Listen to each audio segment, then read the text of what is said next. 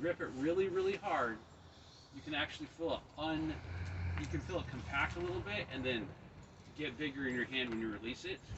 It's very soft. You can actually see it bend a little bit. And it has lower density than the calcium in the bones in the human body. Which means if you're wearing foam protective gear like a street hockey glove, when you hit the hand like this, you probably won't break the hand bones. If you hit the shin without protection on, you probably won't. You can hear that? You probably will not chip the shin with this soft rattan. Okay? It is a very fast weapon. You could really whip it around. If somebody had a knife in their hand, you'd have all this reach. You could smack that thing out of their hand, no problem. Why not even need any training to do that? Right? So,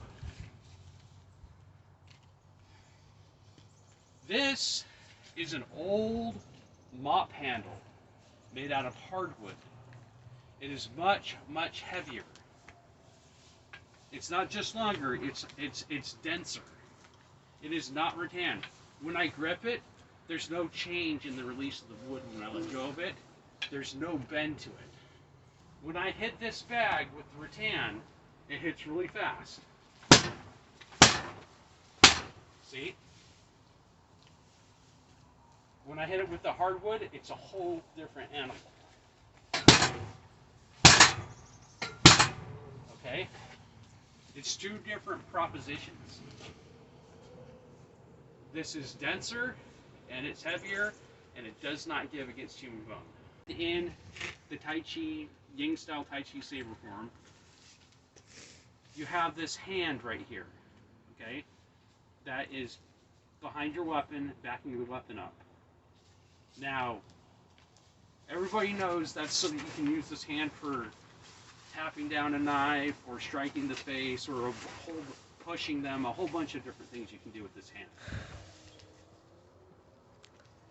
But one of the things you have with this hand are two-handed blocks. So you have this two-handed block, you have this two-handed block, you have this two-handed block, and these are explicit in the Yang-style Tai Chi form.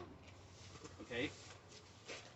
That doesn't necessarily make sense when you're going at 90 miles per hour with a light rattan stick, because you don't really need necessarily all that, especially when they're just attacking you with a rattan stick. But once you get into this heavy hardwood stuff, all of a sudden this starts to make a lot more sense, because there's only so much of this you can do without backing it up with the other hand. So it's not just the blocks, it's also strikes. So whereas this is super easy to do over and over again with a light rattan stick,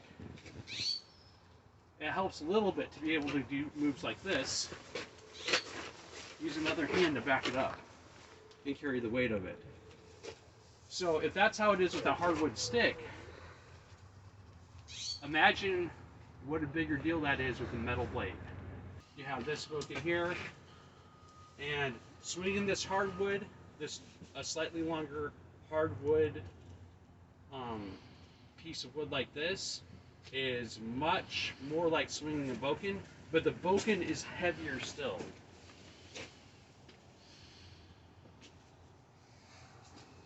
So if we have one of these, a Wakizashi bokken right here, then we start to have the same type of things we do with the hardwood stick. So you can whip this stuff around, but you also have some utility for these two-handed blocks and even two-handed attacks that you see in the Yang style. This is the more common type of sparring weapon. It's got a nylon sheath on it. It's got a fiberglass core. You can see it's really flexible. It's got a fiberglass core, and it's got padding between the fiberglass core and the nylon sheath. and it's a little bit challenging to swing around. It's more challenging to swing around than the light rattan, and you really feel it when it hits you. There's a little bit of whip to it, and it really kind of you can feel it sting. Now it doesn't hurt as much as getting hit by a stick, but you can feel it. The downside of this kind of sparring weapon is because it has so much give. When you parry, the shots tend to go through the sparring weapon and hit you. And that means that people who are sparring with this kind of weapon have a tendency to deprioritize parrying and blocks. So Nihonzashi is the brand, and it's a padded wakizashi. So in the middle, it kind of feels like what it is a wakizashi boken covered, one of these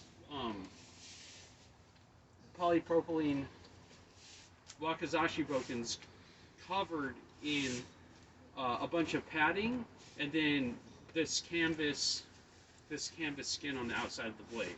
It's actually quite a bit heavier. It's got quite a bit more heft than the boken at the same size, but what that means is this is probably very, very close to swinging an actual metal machete.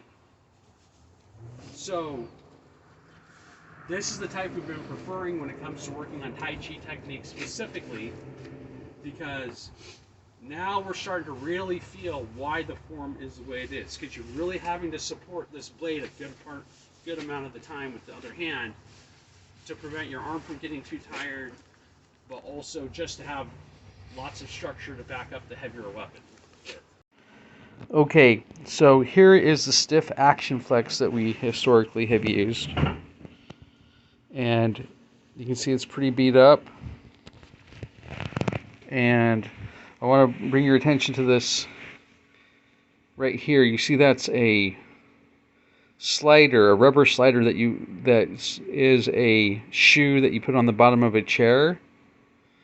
Now this is made out of a fiberglass core and padding with a nylon outside. And it holds up pretty well against a fencing mask over the years. Then right here we have the Nihonzashi padded wakizashi again. And again, right here we have the same kind of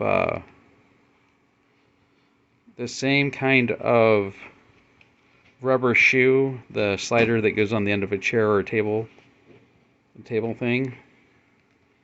A little beat up, but it's still quite good, and it holds up really good against fencing masks. Now here I have some of those sliders for the bottom of the chairs.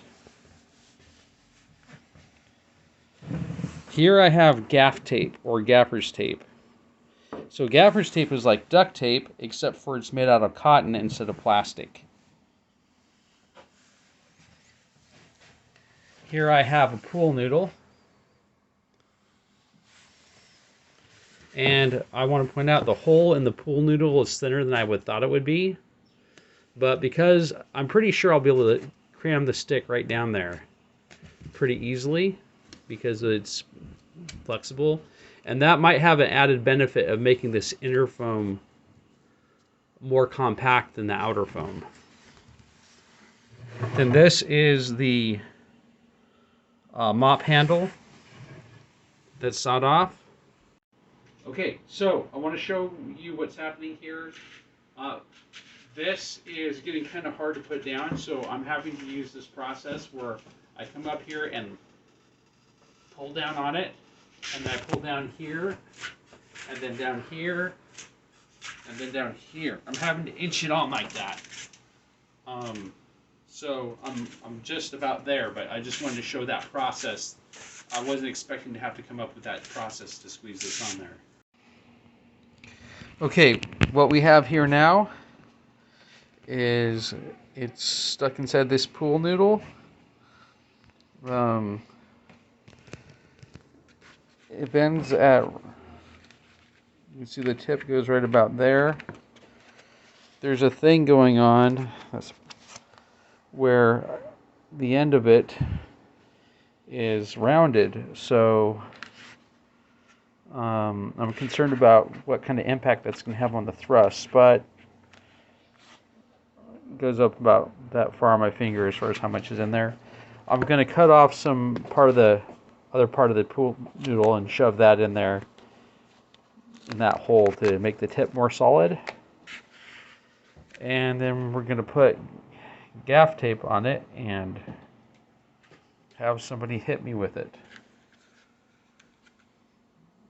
I want to point out something. So if we were to use this foam right here on a fencing mask, it would grate it up. It would like a cheese grater, like a carrot on a cheese grater. Maybe not right away, but over time it would get quite tore up. So that is why I'm going to try the gaffer's tape. If you use duct tape, it always just disintegrates on the fencing mask after a few uses, and then it's a mess. Clean off the fencing mask, then you don't have a sparring weapon anymore. Okay, here we have the two finished prototypes. The larger one is made from the mop handle.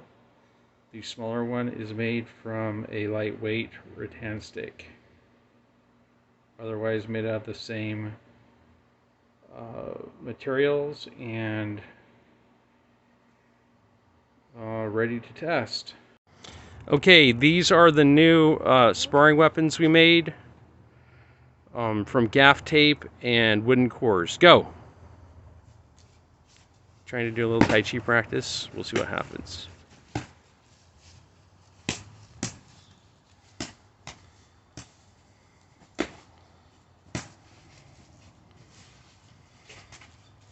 Little saber technique here.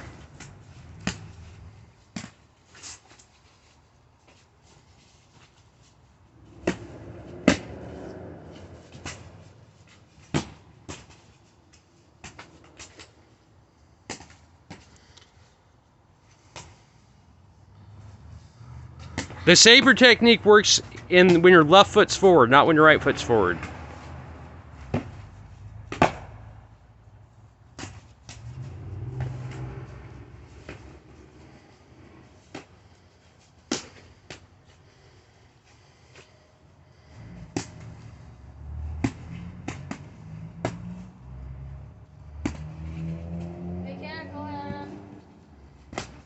Aaron's lost his glove here.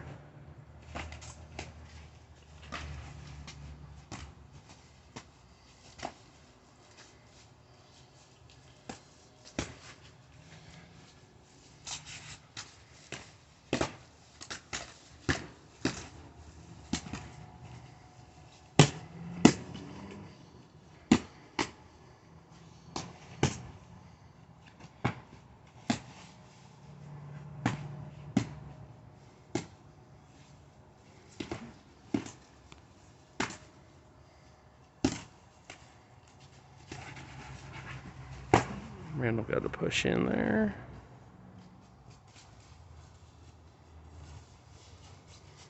Taryn is wisely protecting his ungloved hand.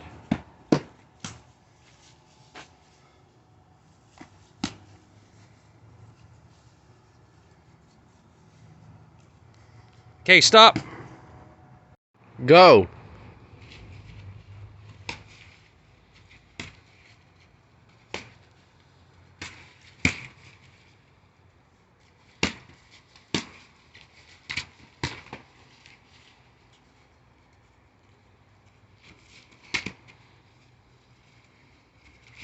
Oh, God.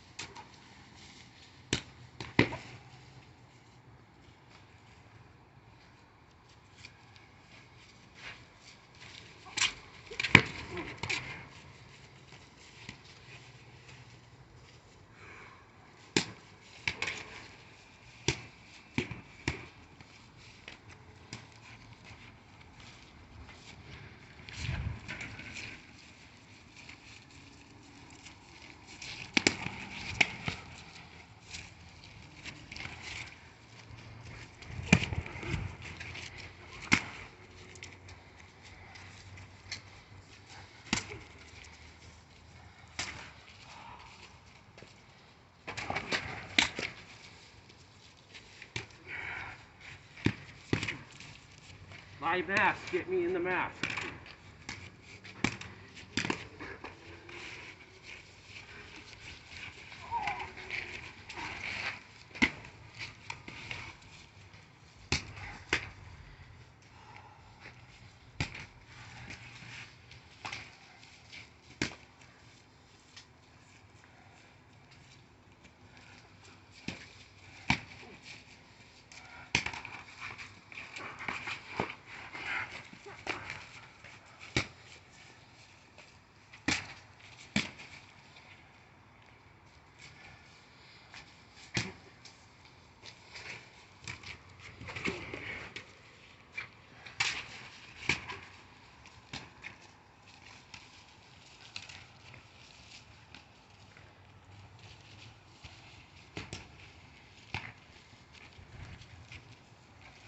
Oh, stop.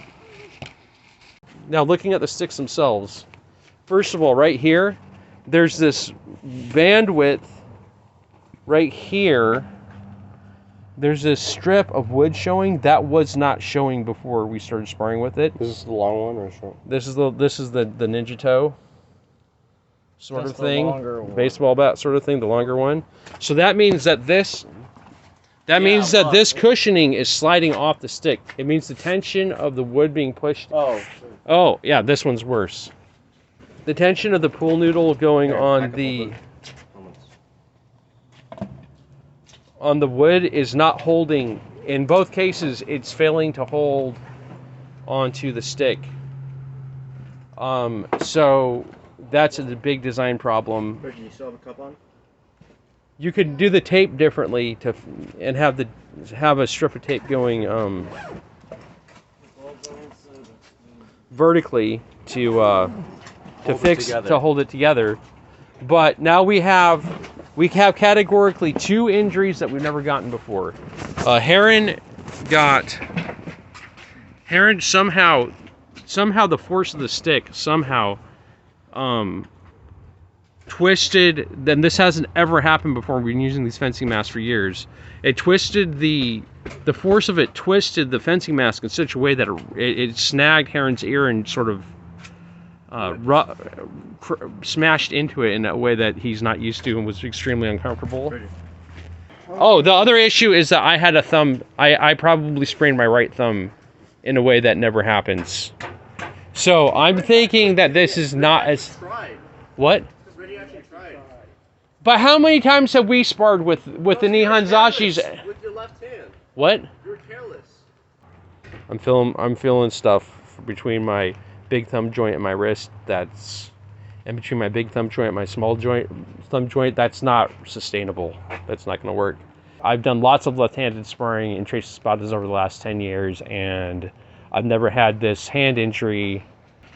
Maybe look at the sparring video where I injured my thumb. But yeah, overall, these weapons are not as safe as the Nihonzashi. I think part of why the Nihonzashi are so safe to spar with is because the same curvature that makes the katana have such good edge alignment when you swing it, it makes it such an effective cutting tool. I think that curve takes out some of the impact from it having a solid core. The bottom line is we knew that mop handle hardwood core was going to be a problem, and when we looked at the video after it was all said and done, both the injuries were caused by the weapon that had the hardwood core. So we suspect that the rattan sticks with the foam and the gaff tape on the outside actually has a lot of potential, especially as a replacement for stiff and super stiff action flex, which are getting harder and harder to get our hands on